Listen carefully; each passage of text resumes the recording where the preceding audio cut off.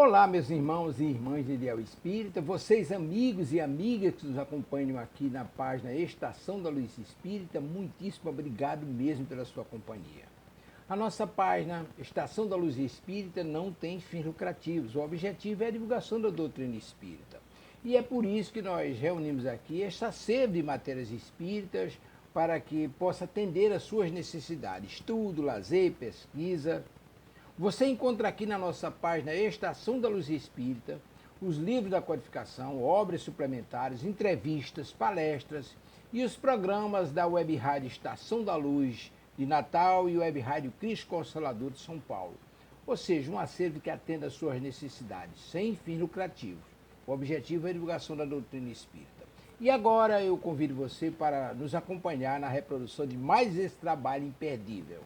Muito obrigado mesmo pela sua companhia e vamos juntos!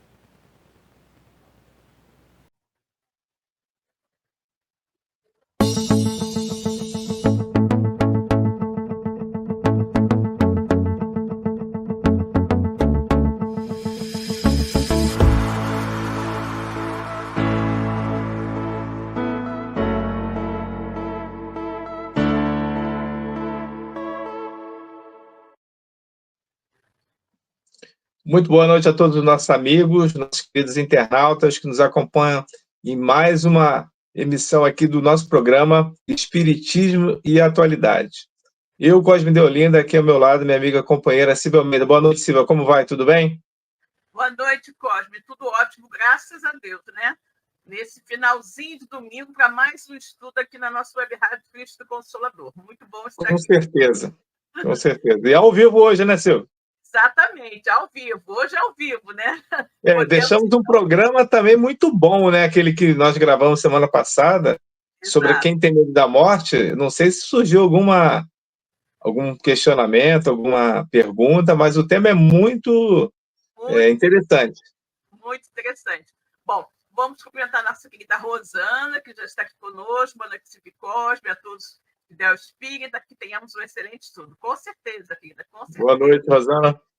Muito bem. Enquanto nós aguardamos os nossos amigos chegarem, né? Vão chegando aos pouquinhos por aí, vamos então fazer a nossa prece. Vou pedir ao meu querido amigo Cosme que faça por nós a prece de abertura da noite de hoje. Cosme, meu amigo, por favor. Sim, vamos iniciar a nossa prece. Senhor Jesus, divino amigo, mestre querido, mais uma vez estamos aqui, reunidos em seu nome para a apresentação deste programa Espiritismo e Atualidade. Esteja aqui presente os nossos amigos espirituais, os nossos guias, os trabalhadores responsáveis pela Web Rádio, Cristo Consolador. Que todos nós possamos ser envolvidos por todos esses eflúvios de amor, de bênçãos, que nós somos bem aqui recepcionados por esses bondosos companheiros. Aproveitamos esse momento e queremos agradecer por mais essa oportunidade. Abençoe todos os nossos irmãos que estão nesse momento ao vivo, os nossos irmãos que nos acompanharão também através da transmissão deste programa, e que no final, Senhor, todos nós estejamos com os nossos corações mais fraternos, solidários, amigos e irmãos, e possamos dividir essas benesses que aqui recebemos com todos aqueles que encontrarmos pelos caminhos. Os nossos parentes, os nossos amigos e também, Senhor, os nossos desafetos, pois somos todos espíritos imperfeitos à procura da nossa evolução espiritual. Mais uma vez te agradecemos, Senhor, por tudo, graças a Deus. Graças a Deus, né? Vamos então agora ler um trechinho do nosso Evangelho segundo o Espiritismo. E caiu para a nossa reflexão de hoje, capítulo 5, Bem-aventurados os aflitos. Vamos ler um trechinho do item 24, a desgraça real. Toda a gente fala do desgraça, toda a gente já sentiu e julga conhecer-lhe o caráter múltiplo. Venho eu dizer-vos que quase toda a gente se engana e que a desgraça real não é absolutamente o que os homens, isto é, os desgraçados, o supõem. Eles a veem na miséria, no fogão sem lume, no credor que ameaça, no berço de quem o anjo sorridente desapareceu, nas lágrimas, no féretro que se acompanha de cabeça descoberta, e com o coração despedaçado, na angústia da traição, na desnudação do orgulho que desejar envolver-se em púrpura e mal oculta sua nudez sob os andrajos da vaidade. A tudo isso e a muitas coisas mais se dá o nome de desgraça na linguagem humana. Sim, é desgraça para os que só veem o presente. A verdadeira desgraça, porém, está nas consequências de um fato mais do que no próprio fato. Dizem-me-se um acontecimento considerado ditoso na ocasião, mas que acarreta consequências funestas, não é realmente mais desgraçado do que outro que, a princípio, causa viva contrariedade e acaba produzindo bem. Graças a Deus, né? Muito bem. E aí, Cosme, meu amigo, qual é a nossa temática de hoje, né? O que é que nós vamos conversar? Qual é o tema que nós iremos abordar hoje? O que nós iremos conversar com os nossos amigos nesse domingo? Diga aí. Já está passando uma cola aqui embaixo, né, Silvia? Fica mais fácil para a gente poder até comentar com os irmãos, né? Exato. Então, hoje nós vamos abordar esse tema, que é um tema bastante interessante e que, de uma certa forma, merece ser esclarecido, né? Ou seja, Exato. é a destinação, né, do Brasil como pátria do Evangelho. Exato. E é um assunto que, vez ou outra, dentro do próprio movimento espírita, ele é comentado, mas também ele é bastante combatido. Não sei se os irmãos que nos acompanham têm essa noção. E aí alguns podem perguntar, combatido, como assim? Porque o que acontece? Essa obra, né, que esse assunto está numa obra psicografada pelo nosso saudoso Chico, né, e é uma orientação do espírito Humberto de Campos, né, o irmão X. E essa obra, que é dos anos 30, né, foi publicada em 1938 pela Federação Espírita Brasileira, é uma obra que ela suscitou algumas dúvidas, porque há comentários, né, a gente não pode afirmar que é verdade ou não, que parece que houve uma pressão em cima do Chico para que essa obra fosse publicada. E então ela sempre foi muito questionada por alguns espíritas, né? Porque parece meio que uma eufonia, né, dos espíritas a afirmar que o Brasil viria a ser essa pátria do evangelho no mundo cristão.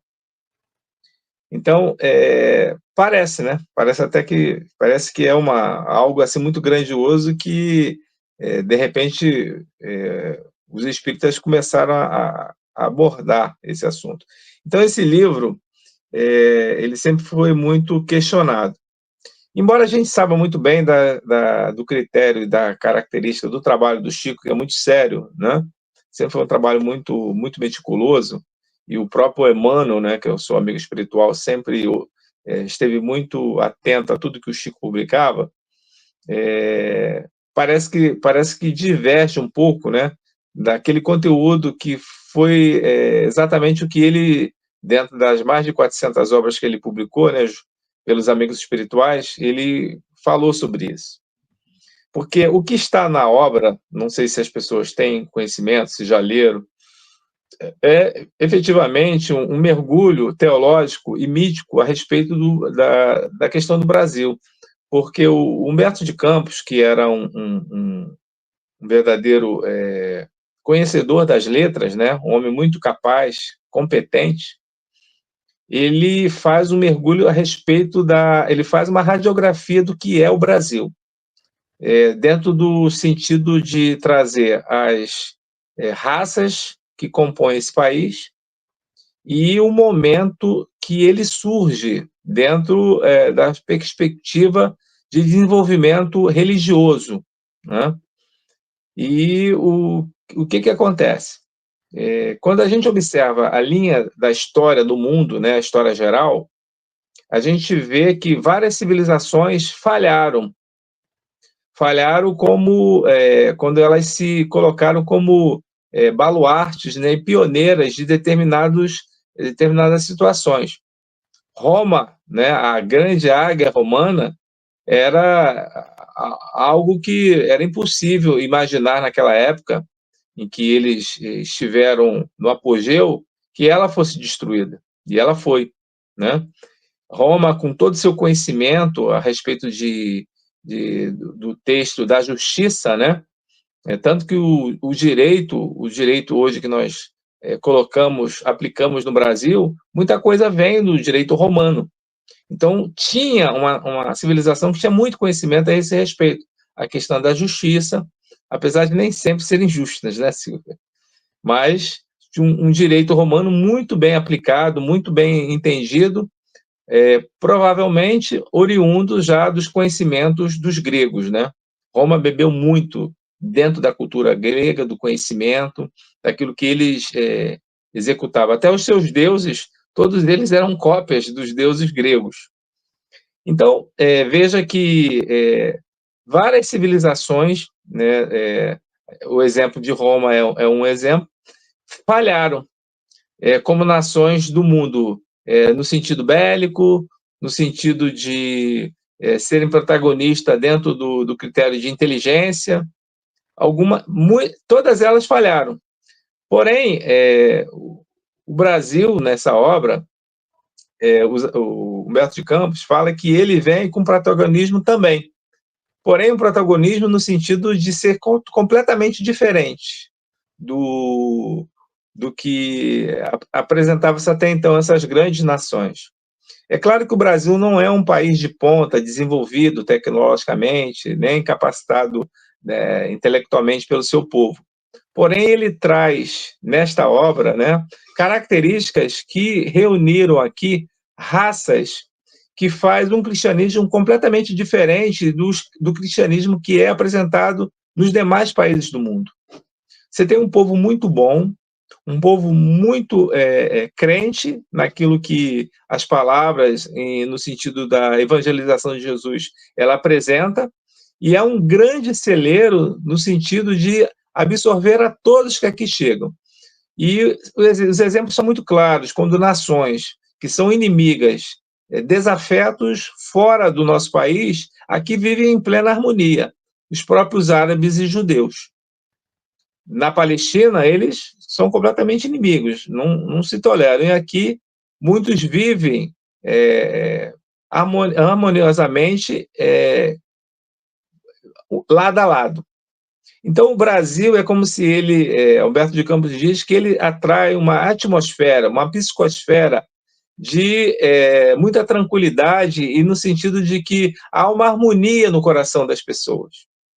Porque essa harmonia se faz exatamente por quê?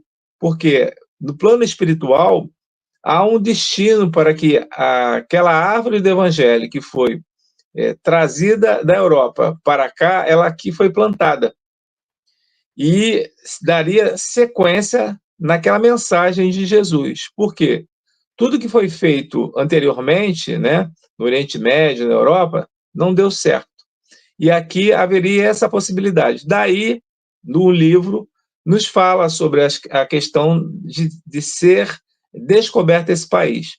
Há um diálogo, né, no livro que fala que a própria questão dos portugueses, quando eles descobriram o Brasil, na escola de Sagres, né, havia todo um planejamento do plano espiritual para que houvesse a disseminação em terras aqui do Cruzeiro do Sul, para que essa árvore viesse a ser plantada.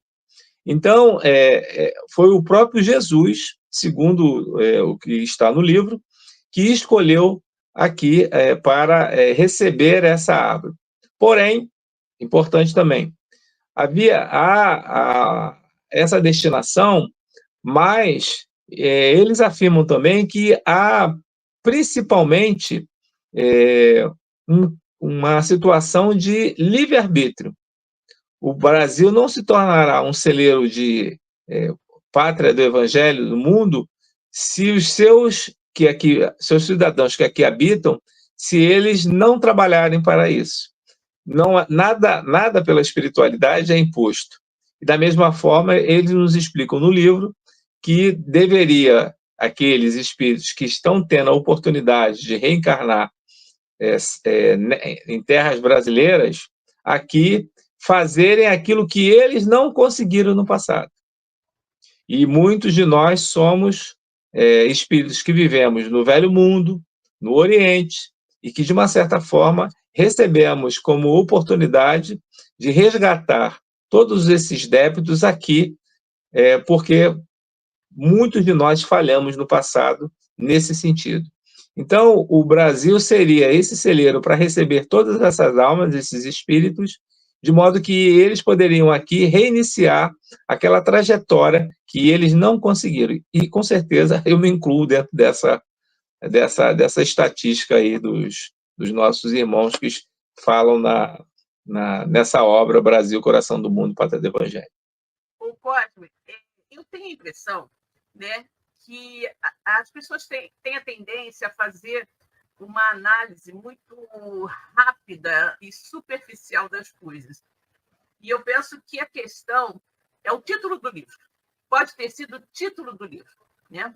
Porque quando as pessoas leem Brasil, Coração do Mundo, as pessoas cheias de orgulho, de vaidade e tudo mais, acreditam que isso tenha sido uma espécie de profecia, né, trazida por Humberto de Campos e apresentada através do Chico Xavier, de que o Brasil seria o centro do mundo, mas não com a ideia verdadeira que quiseram transpor, colocar na obra, né, de um centro de amor e de fraternidade. Mas viram em primeiro plano, coração do mundo, o Pátria do Evangelho acabou ficando por baixo, né? Então, as pessoas ficam acreditando, né, inicialmente, digamos, essa ideia de que o livro não teria sido muito bem aceito em virtude de um ufanismo que se viu, né, querendo colocar o Brasil num apogeu, uma coisa... eu acho que foi por falta, um dos pontos, por falta de uma análise, né, por falta de você observar não a letra que mata, mas o espírito que vivifica. As pessoas veem o nome imediatamente, sem se aprofundar no contexto que o nome do livro apresenta, elas já falam, bom, Brasil, coração do mundo, o Brasil vai ser o coração do mundo, e a Pátria do Evangelho, que é o nome do livro também, ficou em segundo plano, né? Então, o que acontece? Eu penso que tudo, né, que as coisas como foram desenvolvidas contribuem ou levarão, de uma certa forma, a esse resultado que Humberto de Campos coloca ali. Quando você falou que a árvore do Evangelho foi transplantada no Brasil, como está no livro e tudo mais, e que nós vemos também que o cristianismo, né, que foi tão soterrado na Europa sobre uma série de dogmas e de atitudes negativas e antifraternas, ele é redivivo com o espiritismo. Só que na Europa, o espiritismo precisava nascer na Europa, porque era, na época, o centro da cultura mundial. Mas, para que ele se desenvolvesse, não seria ali. Ele precisava vir a um lugar onde um povo mais voltado, né, à simplicidade, um povo mais humilde, um povo não tão rico, não é? Iria receber aquela mensagem e iria recebê-la de uma forma melhor, iria acolher melhor aquela ideia, né, do Evangelho do Cristo. Tanto que, né, o Espiritismo chegou ao Brasil, a tradução do Livro dos Espíritos chegou ao Brasil mais ou menos 20 anos depois de lançada por Kardec, né? E, a partir daí, com essa diferença de 20 anos, o Espiritismo no Brasil deu um salto enorme, né? Deu um salto enorme, o número de pessoas que são espíritas ou se dizem simpatizantes do espiritismo no Brasil, que é um país de dimensões continentais, é muito grande. Eu diria que o Brasil abriga o maior número de espíritas do mundo, né? Então, o que acontece? Eu acho que sim, né? Eu acho que isso foi algo pré-arranjado pela espiritualidade, algo que já era previsto, porque aqui você teria chance de, com as pessoas que para cá vieram, os povos que para cá vieram, você teria uma chance nova, dada ao cristianismo, de ser vivido na sua essência, naquela essência que Jesus pregou. E, obviamente, que isso daqui partiria, né? O Chico Xavier, quantos livros dele, né, dos mais de 400 livros que ele publicou, quantos já foram publicados em outras línguas. Os livros mesmo do Divaldo que viaja pelo mundo todo, fazendo palestras e divulgando o espiritismo também. Então, eu acho que esse ponto, eu acho que é uma verdade. Mas, sim, você precisa entender o significado. Não o Brasil como pátria economicamente, né, centro do mundo. Isso nós não seremos nunca. Né? Nós não seremos, mas eu creio que, em termos de cristianismo, de fraternidade, em termos de acolhimento, eu acho que até nós já somos. Né? Eu acho até que nós já somos, porque todas as pessoas, todos os estrangeiros que para cá vêm, são unânimes em dizer que são extremamente bem acolhidos aqui no Brasil. Você não tem uma xenofobia aqui no Brasil com relação aos estrangeiros. Ao contrário, o brasileiro gosta do estrangeiro, né? Gosta de receber as pessoas. Então, realmente, é um ponto em que você pode ser visto como o coração do mundo, porque aqui o mundo inteiro, como você bem falou, se reúne sem brigar, não importando as crenças, né? Não importando as suas orientações políticas, as pessoas aqui se reúnem num núcleo de paz, vamos dizer assim, né? Num núcleo de paz. Então, eu acho que tem muito a ver essa ideia, sim, essa ideia dessa maneira de ser o coração do mundo, mas dessa forma, né? Um ponto de luz para que a humanidade seja, a partir do que se vive aqui, uma humanidade mais fraterna e mais irmã. O próprio Chico, numa entrevista que ele deu, ele falava, não sei se foi para o Jorge Risini, que perguntava sobre essa questão desse livro, né, dessa obra, né, Brasil, Coração do Mundo, Pátria do Evangelho, e o que ele tinha visto quando ele viajou em 65 e 66, como ele tinha encontrado o cristianismo no mundo, se era muito diferente do cristianismo que era aplicado aqui no Brasil. Ele disse que sim, que no Brasil é completamente diferente o cristianismo das demais terras que ele foi. Foi dos Estados Unidos, foi o Canadá, foi a Inglaterra, foi a vários lugares. E ele estava afirmando exatamente isso, que era diferente aqui. E a gente observa, Silvia, que no Brasil, né, ela tem algumas... Brasil, Coração do Mundo. Se a gente dividir esse título, né, como coração de quê? Hoje, através dessa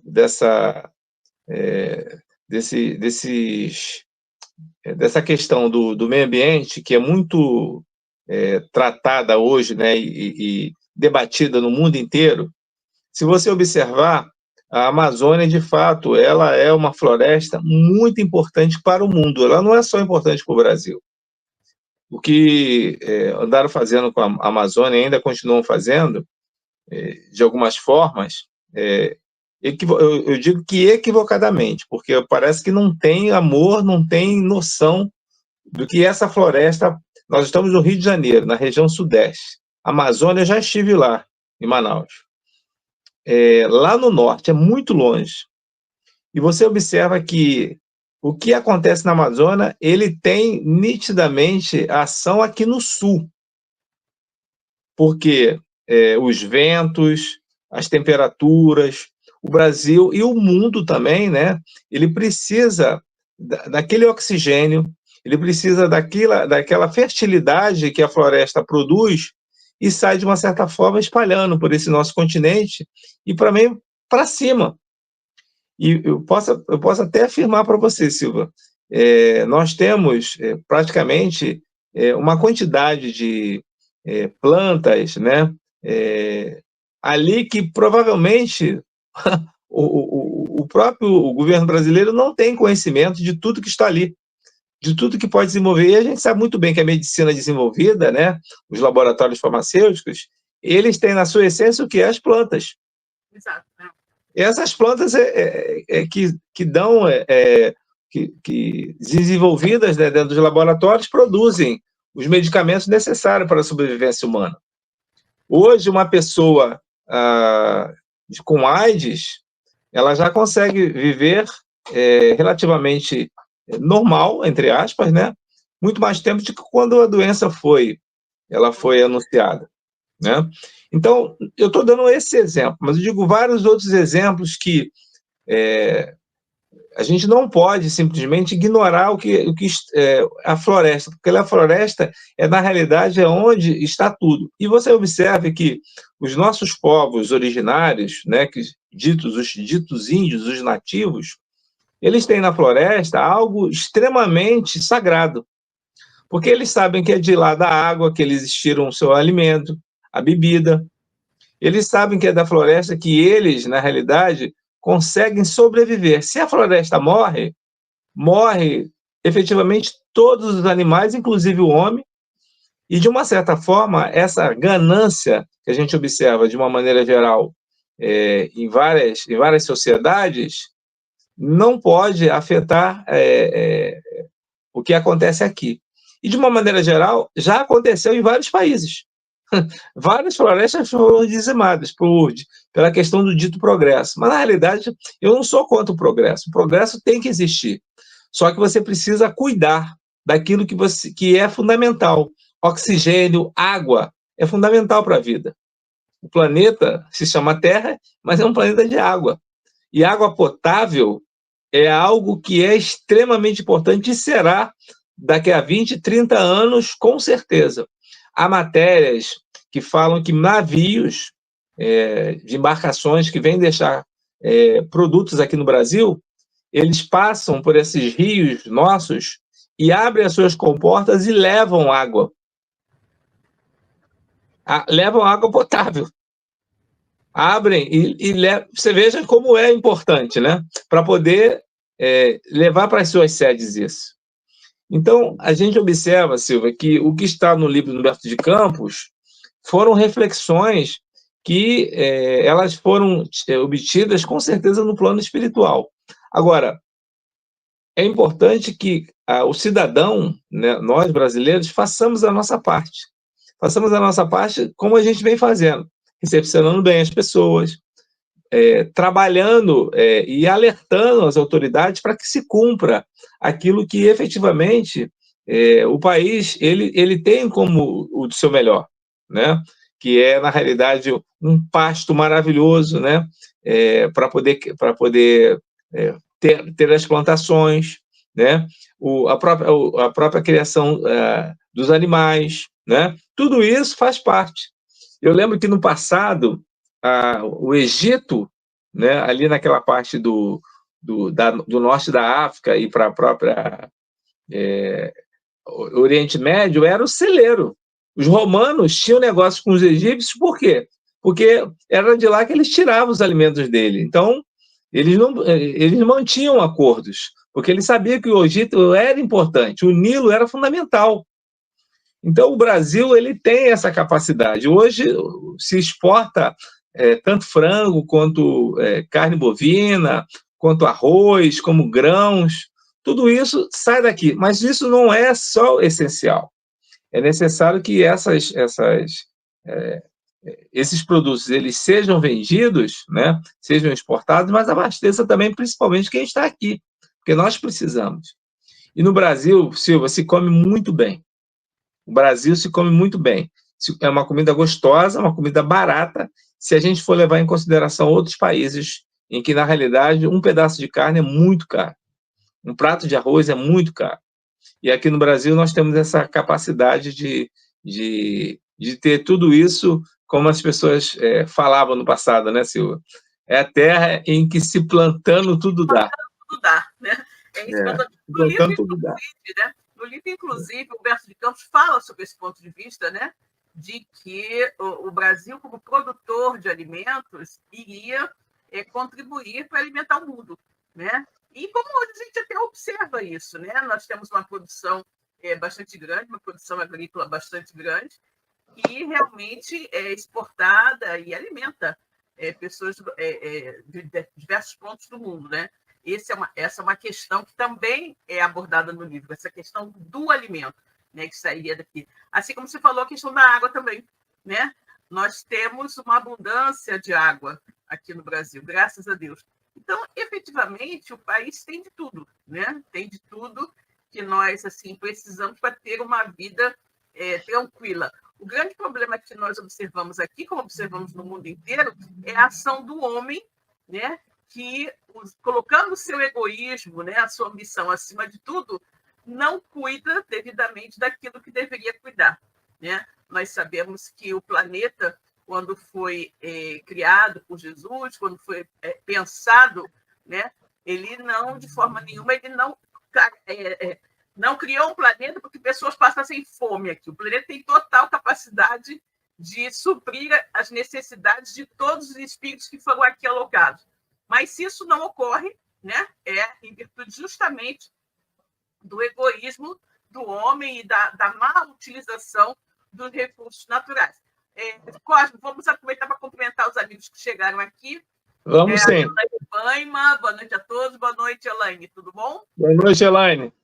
Nossa querida Kátia Moreno. Boa noite. Boa noite, Kátia. Tudo bom, querida? Doutora Kátia. Boa noite. Irmão João Santana. Boa noite a todos. Seus paternos com atraso. Mas o importante é que você está aí, João. O importante é que você está aí. Exatamente. Boa noite, amigo. Pois é. Ô, Cosme, mudando quase que de um polo a outro, mas sempre falando do livro, eu acredito que um dos pontos, né, que o livro tem um pouco de, digamos assim, de reticências, né, entre os espíritas, é que um determinado ponto do livro fala algo que eu, particularmente, não creio que tenha sido psicografado pelo Chico, né, que tenha sido dito pelo Humberto de Campos, né? Existe até hoje algumas colocações por aí, inclusive do Bacelli, de alguns estudiosos que dizem que algumas obras, né, foram, de uma certa forma, modificadas pela FEB quando foram editadas, né? Eu não conheço assim, nenhuma outra que eu pudesse apontar, mas essa tem um texto que eu, com certeza, acredito que foi interpolado ali, foi colocado ali para fazer dar, de repente, um respaldo a uma crença que existia muito forte dentro da FEB, hoje um pouco menos, mas que na época que o livro foi publicado, né, ela era ainda mais forte, né, que é a questão do rustanguismo. Então, nós temos um texto do Brasil, Coração do Mundo, Pátria do Evangelho, onde, né, são enumerados, né, expoentes do Espiritismo, pessoas que ajudaram nesse trabalho de divulgação da mensagem do Cristo e tudo mais, e eles vão colocando Leon Denis, Ernesto Bozano, Camille Flammarion,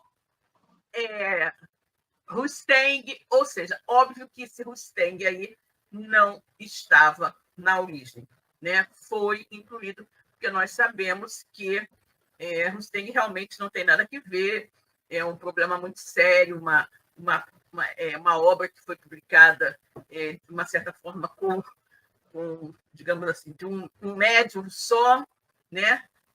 Coisas muito erradas. Eu tenho um livro desta grossura, que é um livro que analisa os tais 4 evangelhos de Rustang, e deu origem a um livro grossíssimo, que são todos os erros doutrinários encontrados nesses livros, né? Mas, na época, né, a FEB tinha várias pessoas voltadas, né, com essa crença, né, com essa ideia do rustanguismo, e eu acredito que esse ponto é um ponto que eu diria que é o ponto mais nevrálgico dessa obra. E que eu acredito que, efetivamente, o Chico não escreveu isso. Humberto Campos não, né, Silvia? Só corrigindo, tem. Sim, tem, exatamente. Eu estou falando, tinha, mas acredito eu, de uma forma muito mais assintosa, muito mais forte, um número de pessoas, né, muito maior, né? Hoje ainda continua, mas acredito que numa escala menor. Tanto que, alguns anos atrás, eu não sei exatamente há quantos, 3 ou 4, sei lá, ou até menos, finalmente a FEB retirou do seu estatuto a recomendação de estudo das 4 evangelhos de Rustang, né? Então, para ter conseguido essa vitória, é porque o número, de repente, de rustanguistas atualmente dentro da FEB diminuiu, né? Você lembra do processo do PR? do Foi processo. pedido na justiça. Ah, isso foi pedido na justiça, você está Foi falando? pedido na justiça. Pois é, eu sei. Processo de mais de 10 anos. Eu sei que foi conseguido tem pouco tempo, né? E Tem pouco tempo. Tem um ano e pouco. Exatamente. Então, é uma coisa assim, para quem estuda a doutrina, né? Para quem acompanha, de repente, esses pontos mais, assim, digamos, sensíveis dentro do movimento, a gente sabe que não tem nada a ver, né? Que é lamentável que as pessoas tenham essa visão tão errada, né?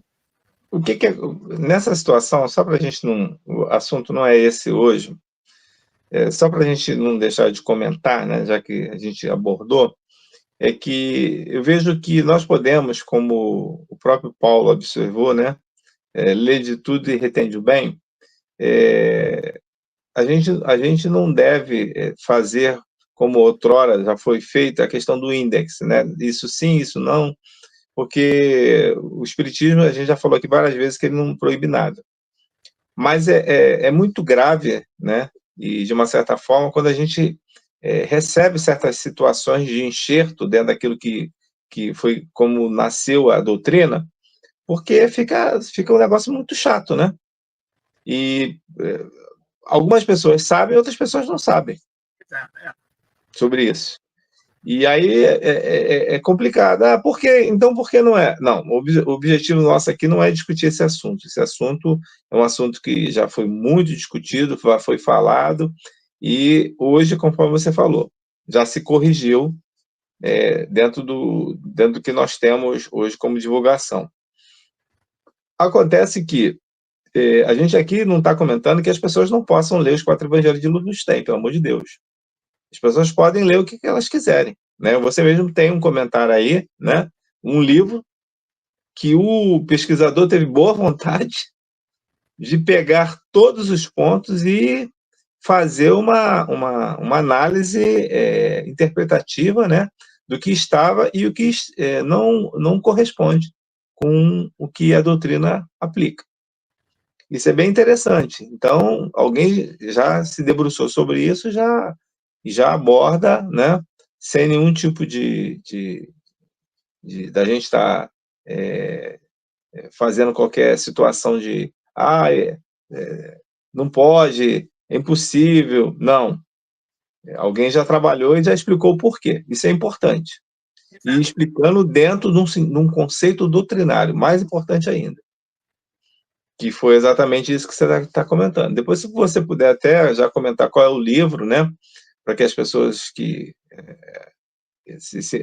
queiram, né, tenham interesse, de repente, de começar a buscar. Esse livro, Cosme, é um livro raro, tá? É um livro raro. Eu comprei ele num sebo, né? Pesquisei na internet, encontrei esse livro raro, paguei um dinheiro relativo por ele. É um livro assim, bastante grosso. Né? Tá. É um livro bastante grosso. E eu agora não posso pegar e mostrar para vocês aqui, porque, como vocês sabem, eu me mudei e os meus livros são todos assim, meio embolados aqui, não consegui arrumar tudo. Mas quando eu conseguir, eu passo para vocês o título. Não, com certeza. Eu acho que para as pessoas saberem. Mas a gente está abordando aqui algo que as pessoas podem se debruçar e tirar suas próprias conclusões. Com certeza, com certeza. E essa questão, Cosme, é bastante interessante, voltando, né, à nossa temática, porque as pessoas precisam efetivamente entender, né? Nós não podemos, como é que se diz, condenar o livro, né? Porque existe aquelas correntes, como você falou, algumas pessoas que não gostam do livro, que dizem que o livro tem isso, tem aquilo. Não, nós precisamos ler, né? Eu recomendo que todos leiam O Brasil, Coração do Mundo, Pátria do Evangelho, né? E analisem, né, com isenção, né, tudo que está escrito ali. Eu, particularmente, não vejo nenhum problema, a não ser esse que eu falei para vocês, que eu não acredito que seja algo feito, escrito, ditado pelo Humberto de Campos, acho que foi uma interpolação proposital que foi feita ali pela editora, né, e que aquilo não estava no original, né, não estava no original. Mas o conteúdo do livro, eu não vejo nada que deseje efetivamente despertar orgulho e vaidade em nós brasileiros. Não vi dessa forma o livro, não. Eu vejo como realmente como uma colocação de que nós podemos, né, nós podemos vir a desempenhar este papel no concerto mundial, mas no papel da humanidade, no papel de crescimento moral da humanidade, né? Mostrar o que é viver em paz, o que é ser fraterno, o que é amar um ao outro, o que é viver o cristianismo na sua mais pura essência. Eu penso que essa é o mote do livro, é o ponto principal. E o seguinte, né, Cosme, como você me falou, existe o livre-arbítrio.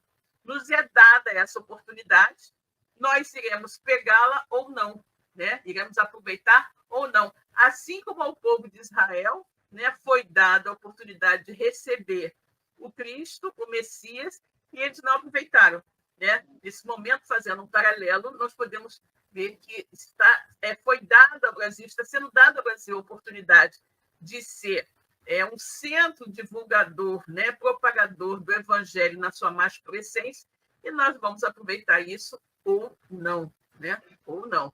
Inclusive nesse momento, né, de transição planetária, né, uma grande oportunidade. Sim, a gente pode abordar algumas questões de características, Silvia, como esse porquê a gente fala que o Brasil é o coração do mundo e pátria do Evangelho. Além dessas outras que nós já comentamos aqui, né? Você veja que o país, ele é um país que ele permite, na sua própria Constituição, a questão do credo das diversas religiões, é um país laico. Então, a laicidade permite que todas as religiões elas sejam professadas, desde que tenha respeito, né?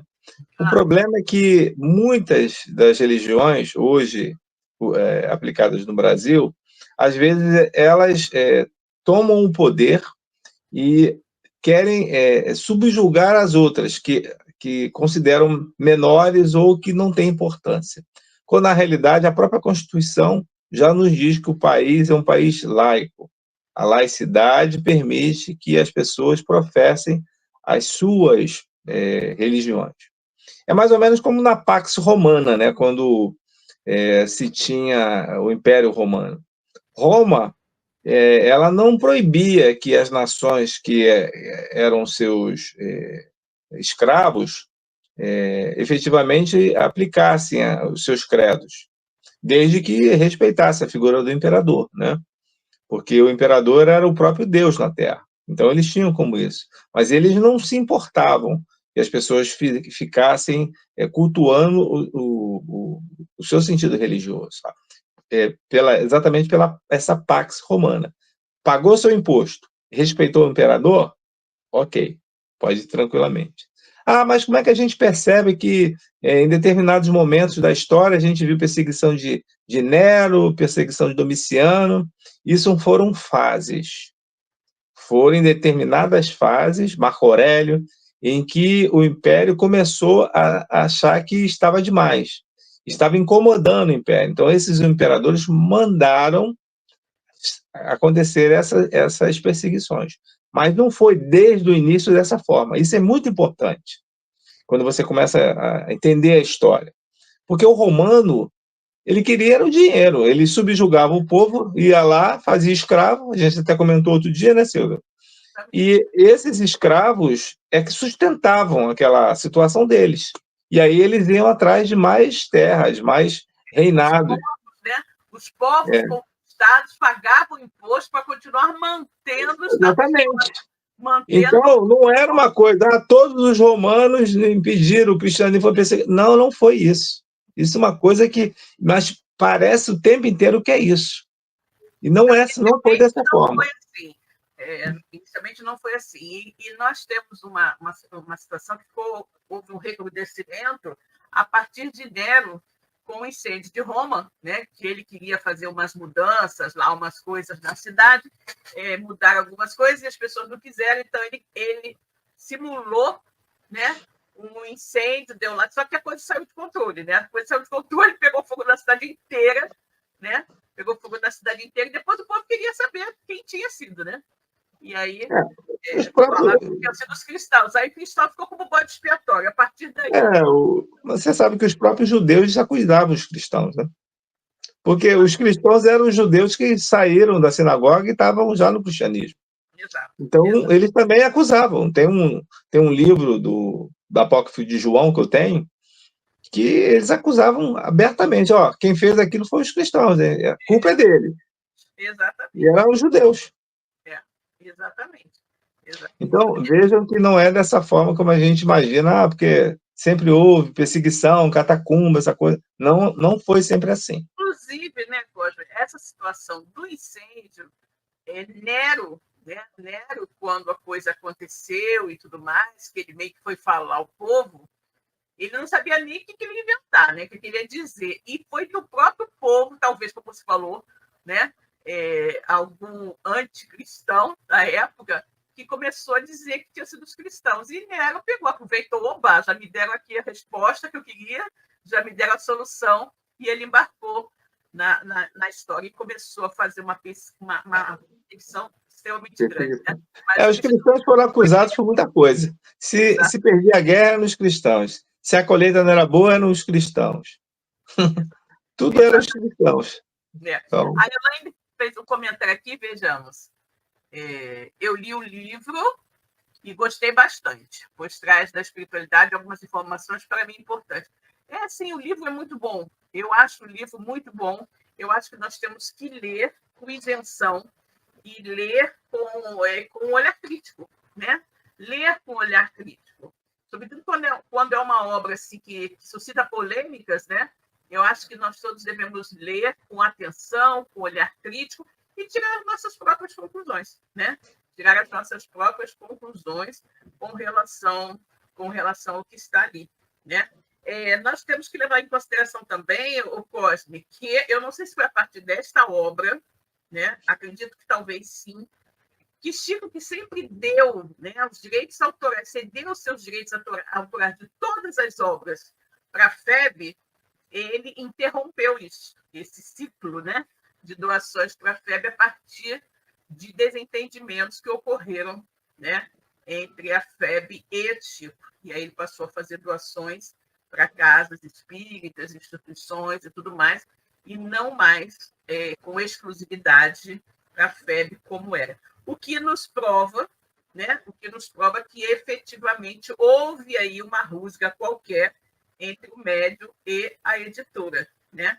Outro ponto também que a gente pode considerar, que serve para corroborar essa ideia, é o fato de que a FEB alega que todos os originais que Chico enviou foram destruídos, né? O que é uma coisa assim, bem horrível também de você pensar que os originais psicografados e depois datilografados, que o Chico datilografava tudo, né? Que tenham sido destruídos após a edição da obra. Eu, se fosse o autor, né, iria pedir sempre que me retornasse os originais após a publicação do livro, né? Mas também tem esse detalhe, né, que, segundo a FEB, os originais todos das obras de Chico foram destruídas. Né? Esse assunto eu não sei, não vou opinar sobre isso, que eu desconheço.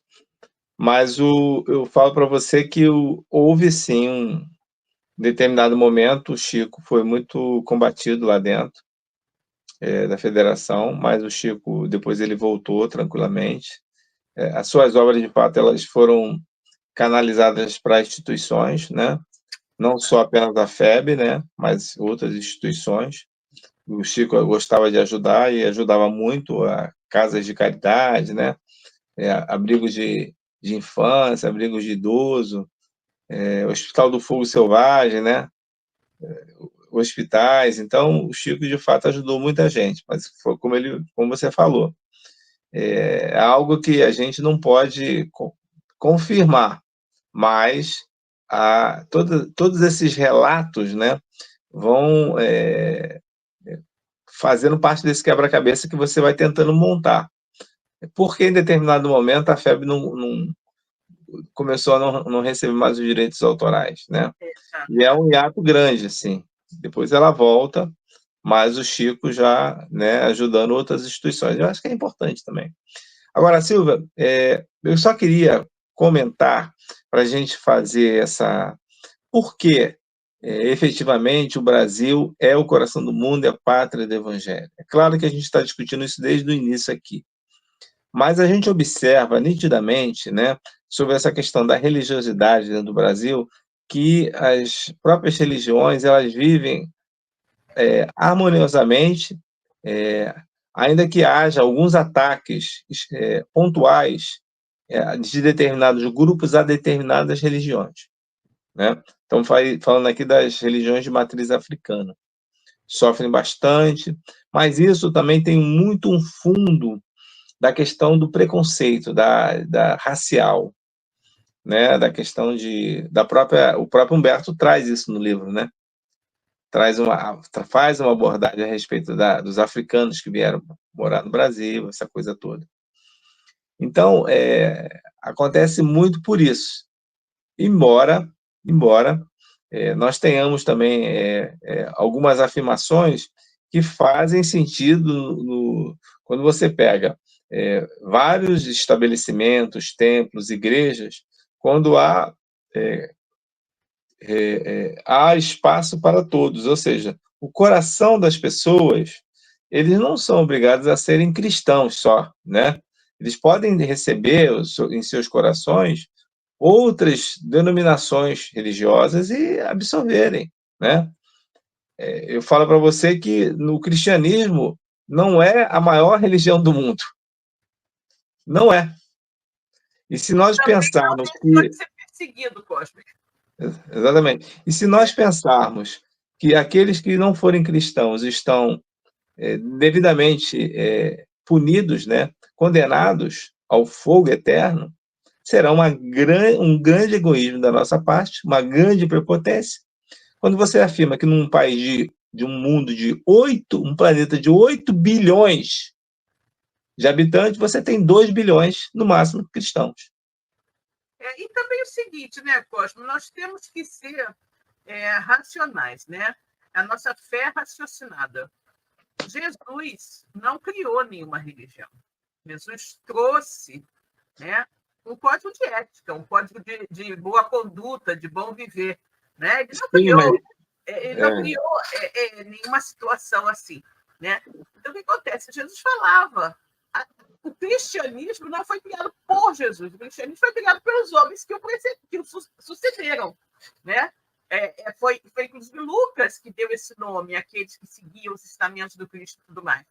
Mas o que acontece? Toda religião é boa, né? Desde que ela faça o homem bom, torne o homem bom. Então, você pode ter, né, ser diversos segmentos religiosos, mas se aquela crença faz você ser bom, está tudo ótimo. Né? Está tudo ótimo. Então, você é bom porque você segue o cristianismo, você é bom porque você segue o islamismo, porque você segue o hinduísmo. Né?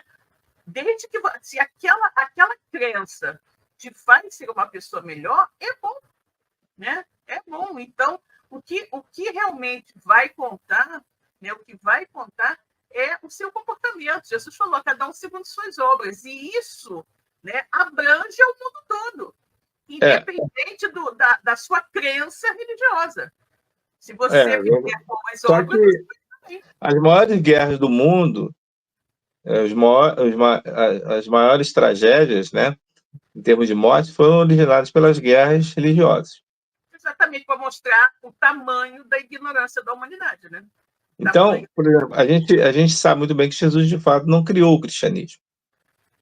Jesus era judeu, e como judeu ele ia à sinagoga, aparece em vários textos do próprio Novo Testamento, Jesus lendo as escrituras no templo, escritura de Isaías, quando ele mesmo afirma que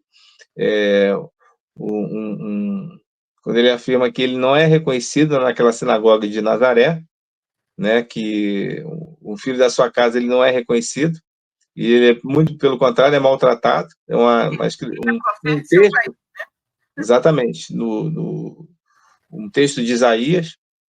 Então, ele era um judeu que conhecia, não só praticava o judaísmo, mas ele tinha uma capacidade de entendimento moral que dizia que o Deus não era único para eles. A capacidade era para todos. O que o judaísmo faz até o dia de hoje. é algo muito para eles. E não abre espaço para as demais escolas religiosas. Exato. Então, essa é a diferença de Jesus. Jesus era um judeu, praticava o judaísmo, a gente observa isso, ele lê nas escrituras, os textos, as coisas, não criou o cristianismo, são aqueles que vêm depois, e deixa uma mensagem, né, de elevado conteúdo moral, e que criou essa religião que nós conseguimos. E ela está aberta, né, em vários segmentos dentro dela, né, o cristianismo. Está aberto em vários segmentos dentro dele. Então, cada um trabalhando dentro da sua particularidade, mas também cristianismo. Exatamente. E o que eu comentei anteriormente, né? O importante é o que a sua fé, né, faz para você em termos de melhoria, de crescimento, né, de evolução espiritual. Isso é o que realmente importa, né? Bom, pessoal, chegamos ao nosso final, né? Falta pouco mais de 5 minutos para nós concluirmos o nosso tempo de hoje. Então, vamos agradecer, né? Vamos agradecer a Deus, a Jesus, né? A espiritualidade amiga que esteve nos orientando, nos intuindo durante todo o programa.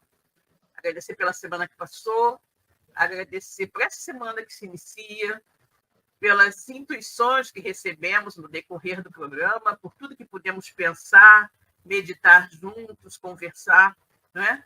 Que nós sempre tenhamos essa possibilidade de diálogo, que nós sempre tenhamos a possibilidade de falar abertamente, livremente sobre as nossas crenças, sobre aquilo que nos faz bem, sobre aquilo que nós desejamos obter através do nosso segmento religioso, né?